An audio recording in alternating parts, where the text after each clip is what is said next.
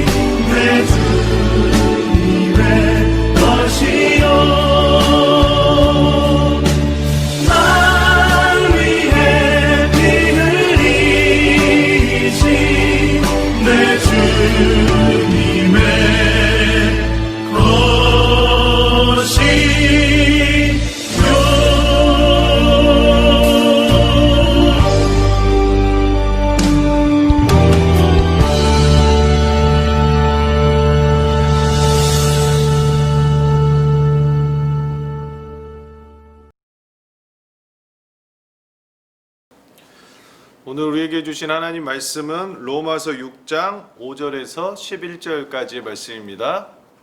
로마서 6장 5절에서 11절까지의 말씀입니다. 주신 말씀 우리 함께 받도록 하겠습니다. 만일 우리가 그의 죽으심과 같은 모양으로 연합한 자가 되었으면 또한 그의 부활과 같은 모양으로 연합한 자도 되리라. 우리가 알거니와 우리의 옛사람이 예수와 함께 십자가에 못 박힌 것은 죄의 몸이 다 죽어 다시는 우리가 죄에게 종노릇 하지 아니하려 함이니 이는 죽은 자가 죄에서 벗어나 의롭다 하심을 얻었음이라. 만일 우리가 그리스도와 함께 죽었으면 또한 그와 함께 살 줄을 믿노니 이는 그리스도께서 죽은 자 가운데서 살아나셨음에 다시 죽지 아니하시고 사망이 다시 그를 주장하지 못할 줄을 알미로라. 그가 죽으심은 죄에 대하여 단번에 죽으심이요 그가 살아계심은 하나님께 대하여 살아계심이니 이와 같이 너희도 너희 자신을 죄에 대하여는 죽은 자요 그리스도 예수 안에서 하나님께 대하여는 살아있는 자로 여길지어다. 아멘. 오늘 말씀 로마서 6장 5절에서 11절 말씀을 통해서 함께함이라는 제목으로 우리가 말씀을 잠시 살펴보고자 합니다. 구원은 누구로부터 시작되었습니까? 철저히 하나님으로부터 시작되었습니다. 하나님께서 우리를 택하시고 부르시고 그 택하심과 부르심 가운데에서 우리가 돌이키면 우리에게 죄사함이 주어지는 것이고 그것이 거듭남이 되는 것이며 하나님께서 우리를 양자로 삼으신 것입니다. 더불어서 우리에게 의가 아니라 하나님의 의로 말미암아 우리를 의롭다라고 말씀하여 주셨습니다. 거기에 우리가 구원받은 자로 인내하며 순종하는 것 그리고 하나님과 함께하는 것이 바로 구원입니다. 왜 하나님과 함께하는 것이 구원이겠습니까? 그것을 알아보는 것이 바로 오늘의 말씀입니다. 오늘 말씀은 사도 바울이 썼습니다. 사도 바울이 어떤 사람이었습니까? 예수님 없이도 살아도 되는 사람이었습니다. 그에게 있어서 율법은 최고였습니다.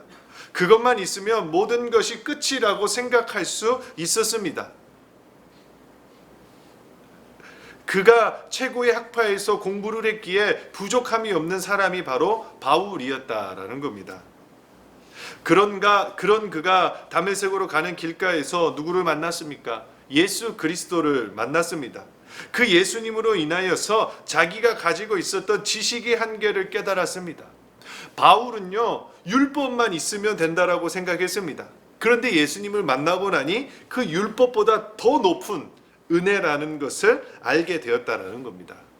그러니 그 은혜에 있어서 최고봉은 십자가라는 것을 깨닫고 그 십자가를 묵상했기 때문에 이 바울은 구원에 대해서 제대로 알게 되었습니다. 이런 상황에서 오늘 말씀 5절 말씀을 보시기 바랍니다. 만일 우리가 그의 죽으심과 같은 모양으로 연합한 자가 되었으면 또한 그의 부활과 같은 모양으로 연합한 자도 되리라. 아멘.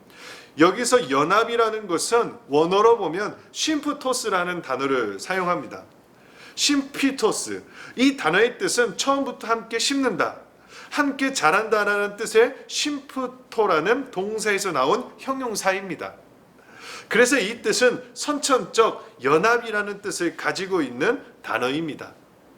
이 단어는 성경에서 유일하게 딱 한 번 사용되는 단어입니다. 이 말은 바울이 단어를 선택할 때 고민한 흔적이 있다라는 겁니다. 왜 이렇게 고민했겠습니까? 구원에 대해서, 특별히 예수님을 모르는 그 유대인들에게 구원에 대해서 알리고자 그렇게 했다라는 겁니다. 예수님을 모르는 그 로마인들에게 대해서 구원에 대해서 알리고자 그렇게 고민했다라는 겁니다. 여러 가지 단어가 있고 여러 가지의 의미가 있는 말들이 있었음에도 이 바울은 심피토스를 사용함으로 구원에 대해서 예수님에 대해 모르는 자들에게 알리고자 했다라는 겁니다. 그래서 이 연합의 가장 정확한 뜻은 함께 심어졌다라는 것입니다. 즉 예수님과 함께 심어져야 구원이다라는 겁니다. 그러니 예수님의 죽으심과 같이 심겨졌다며 더불어서 그의 부활과 같이 심겨져서 나온다라는 겁니다. 구원은 죽음이 아니라 부활이고 생명입니다. 그런데 부활은 죽음에서 비롯된다라는 겁니다. 죽어야 부활할 수 있는 것입니다. 만약 죽은 채만 한다면 그 다음의 것은 부활이 아니다라는 겁니다.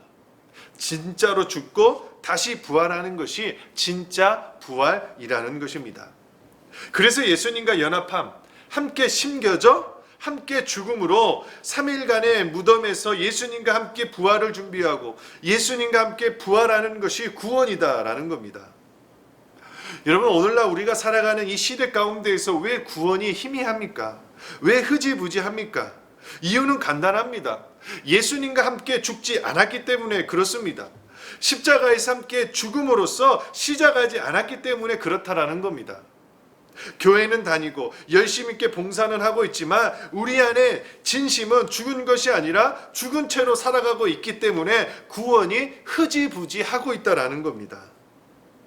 만약 우리가 진짜 이 구원에 대해서 오늘 말씀처럼 예수님과 함께 심겨져 있는 그 연합함에 대해서 제대로 알고 그것대로 살아간다면 여러분, 구원이 흐지부지 되겠습니까?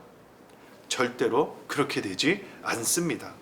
오히려 그 구원의 의미에 그 감격을 알기에 우리의 심장이 뛰지 않겠습니까? 이 느낌 저는 결혼할 때 느껴본 것 같습니다. 결혼식 할 때 신랑 입장할 때 그때의 그 감격은 절대 잊을 수가 없습니다. 막 심장이 뛰고 무엇인가 다 해줄 수 있을 것 같고 다 들어줄 수 있을 것 같고 보란 듯이 잘 살 수 있다라는 그 느낌으로 입장했던 기억이 났습니다.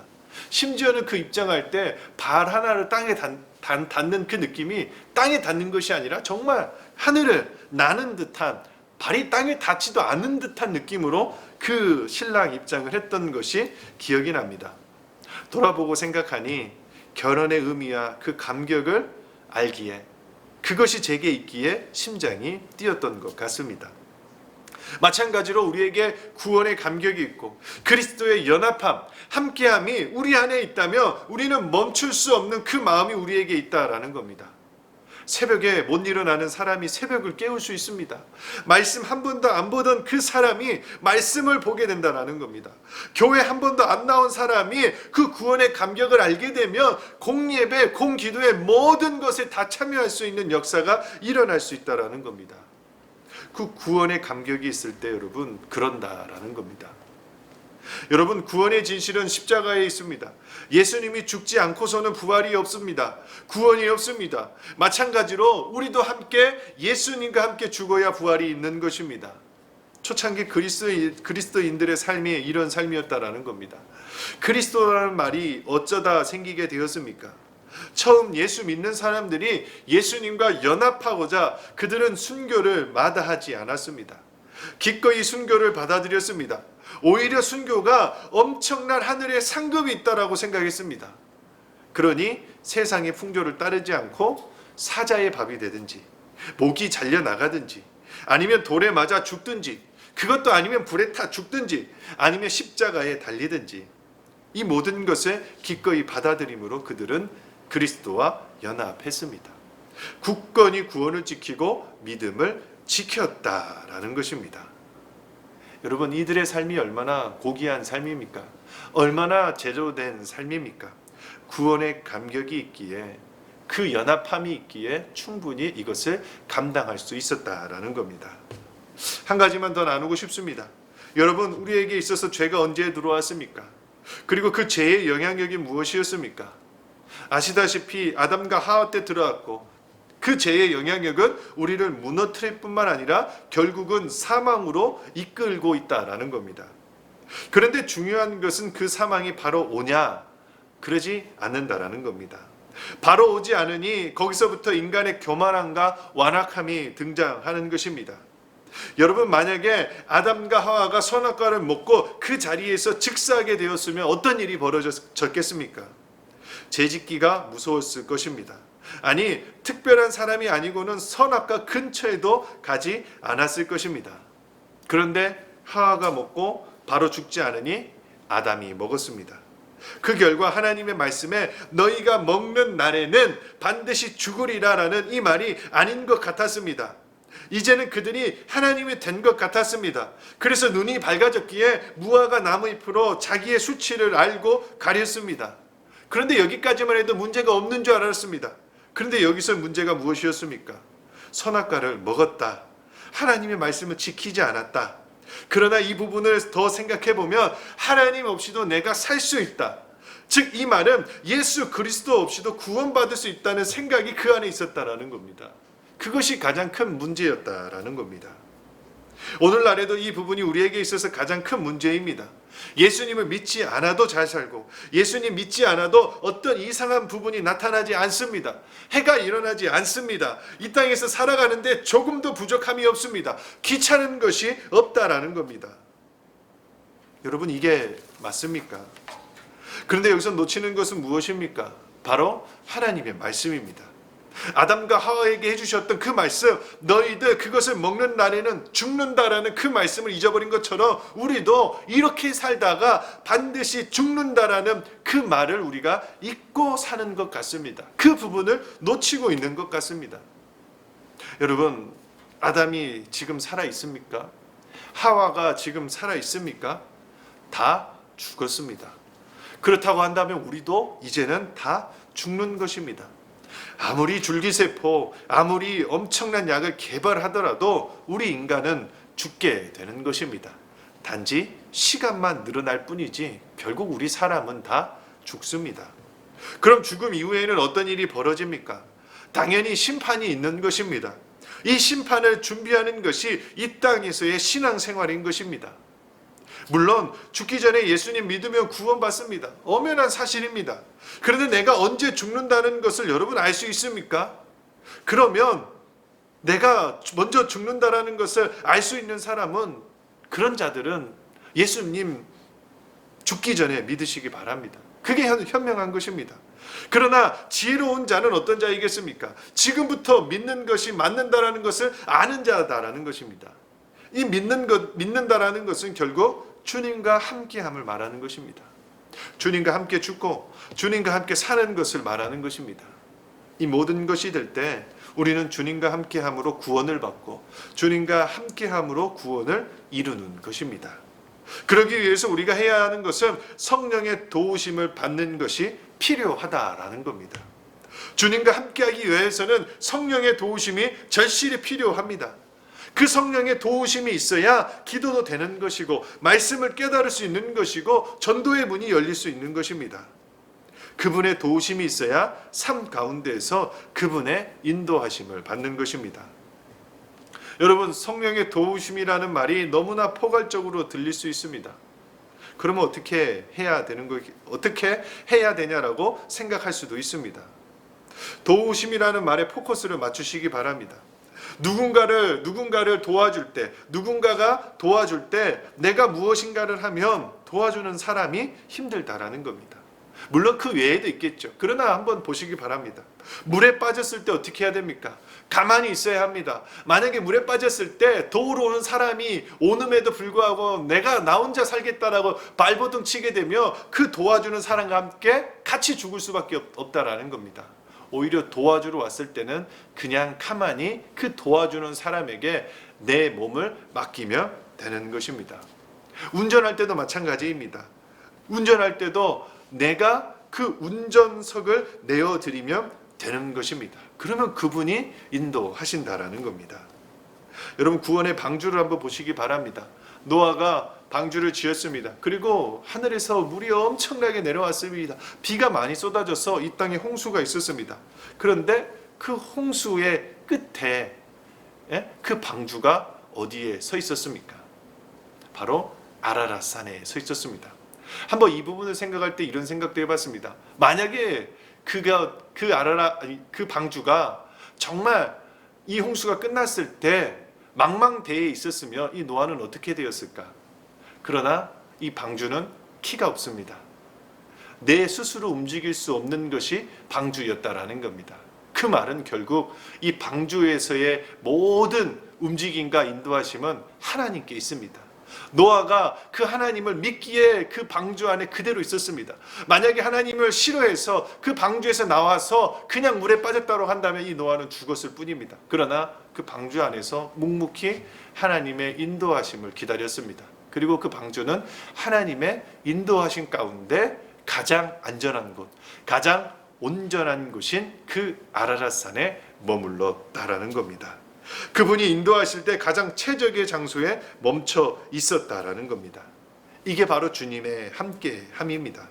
그 함께함이 있을 때 우리는 구원받고 구원받은 자로 그 삶을 살아갈 수 있게 되는 것입니다. 여러분 이것을 믿으시기 바랍니다. 그리고 주님과 함께 하시기 바랍니다. 그리고 주님의 함께함으로 삶을 사시기 바랍니다. 그러면 주님 안에 있는 그 삶이 함께함이다라는 것을 꼭 기억하시기 바랍니다. 특별히 교사로서도 마찬가지입니다. 우리 다음 세대들에게 이 부분에 대해서 제대로 가르쳐 주시기 바랍니다. 특별히 내가 주님과 함께하는 그 삶을 살아가는 것을 몸으로 보여줄 때 우리의 다음 세대들도 우리 교사들의 그 모습을 보고 똑같이 주님과 함께하는 삶으로 살아가게 될 줄로 믿습니다. 그것을 기억하면서 계속해서 꾸준하게 주님과 함께하는 삶으로 살아가는 우리 교사들 모두가 다 되시기를 주님의 이름으로 소망합니다. 우리 이 시간에 우리 함께 기도하겠습니다. 이 시간 기도할 때 오늘의 말씀을 품고 우리 함께 기도하겠습니다. 하나님, 구원은 함께함입니다. 주님과 함께함으로 이 땅에서 살아가는데 부족함 없도록 주님 도와주시고 함께하여 주시옵소서. 특별히 십자가를 기억하면서 그 십자가 상에서 우리가 예수님과 함께 죽고 그 3일간 부활을 준비하면서 예수님과 함께 부활할 수 있는 하나님, 우리들 모두가 다 될 수 있도록 도와주시옵소서. 그리하여서 그리스도와 연합함으로 이 땅에서 살아가는데 부족함 없도록 도와주시고 구원받은 자로 하나님 살아갈 수 있도록 인도하여 주시옵소서라고 우리 함께 기도하겠습니다. 계셔 눈을 들면 보이리라 날 위한 그 사랑. 주는 나의 도움이시며 주의 계획 영원하시네. 주의 위엄 앞에 믿음으로 순종해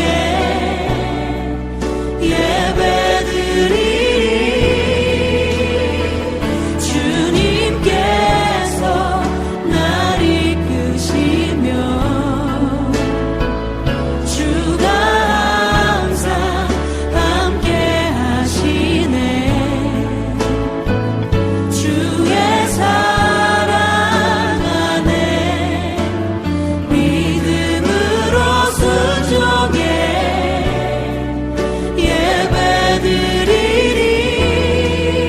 예배드리리 영원히. 주님은 산 같아서 주님은 산 같아서 여전히 그 자리에 계셔 눈을 들면 보이리라 날 위한 그 사랑. 주는 나의 도움이시며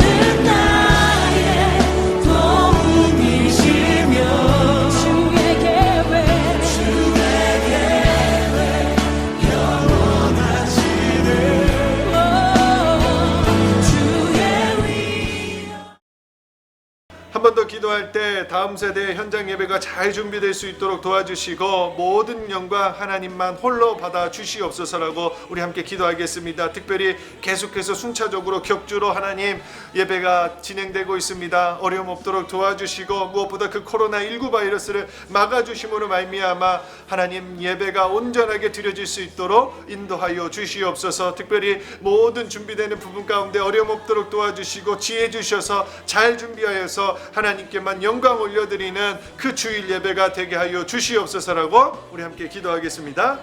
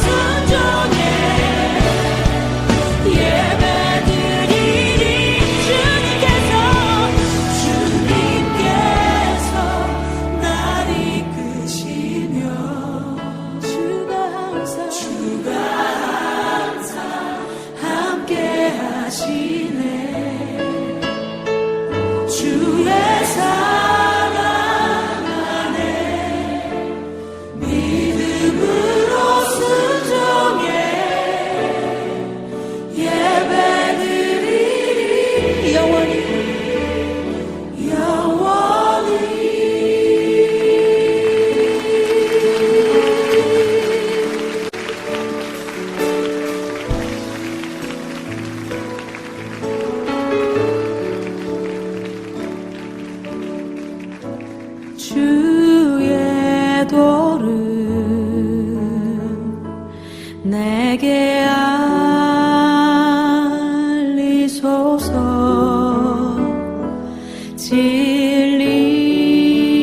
진리의 길로 행하리.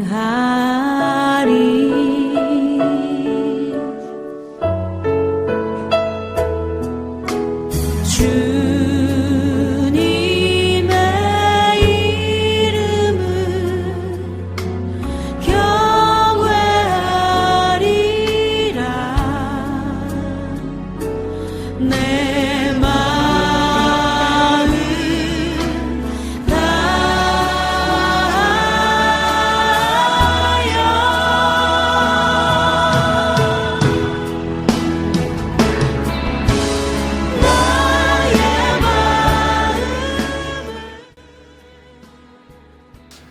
한 번 더 기도할 때 우리 유치 1 공동체를 위하여서 기도하겠습니다. 하나님, 우리 유치 1 공동체의 어린이들을 하나님 사랑하여 주시옵소서. 무엇보다 어렸을 때 주님을 알게 하여 주시고 주님을 믿게 하여 주시고 주님을 믿는 믿음 안에서 그 믿음으로 승리하는 우리 어린이들이 다 될 수 있도록 하나님 도와주시고 함께하여 주시옵소서. 특별히 가르치는 우리 유치 1 공동체의 교사들을 붙잡아 주시고 어느 곳에 있든지 함께하여 주시고 사랑으로 하나님 우리 유치 1 어린이를 섬겨주는 데 부족함 없도록 주님께서 모든 것 가운데 함께하여 주시옵소서. 우리 함께 기도하겠습니다.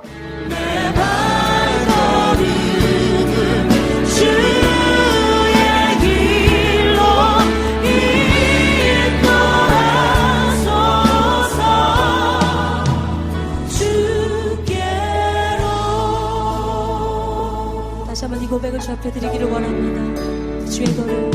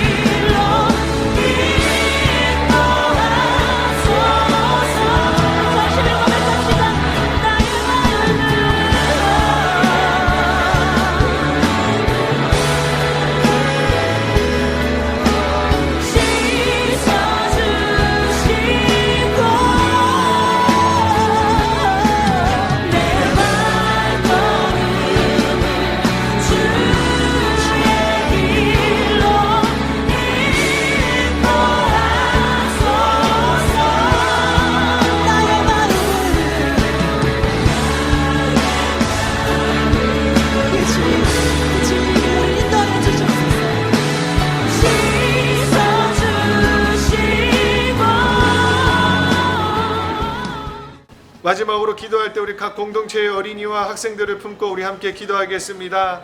특별히 이름을 불러가면서 우리 함께 기도하겠습니다. 하나님, 내가 맡고 있는 우리 순의 이 어린이와 이 학생들 하나님 기억하여 주시고, 우리가 말씀을 나눈 것처럼 하나님, 이 어린이와 이 학생들이 구원의 확신을 가지고 하나님 살아갈 수 있도록 인도하여 주시옵소서. 또한 주님을 믿는 믿음 안에서 승리하는 삶을 살아갈 수 있도록 인도하여 주시옵소서라고 우리 함께 기도하겠습니다. 특별히 순을 맞지 않는 교사는 우리 교사들을 품고 함께 중보해 주시기 바랍니다. 우리 함께 기도하겠습니다.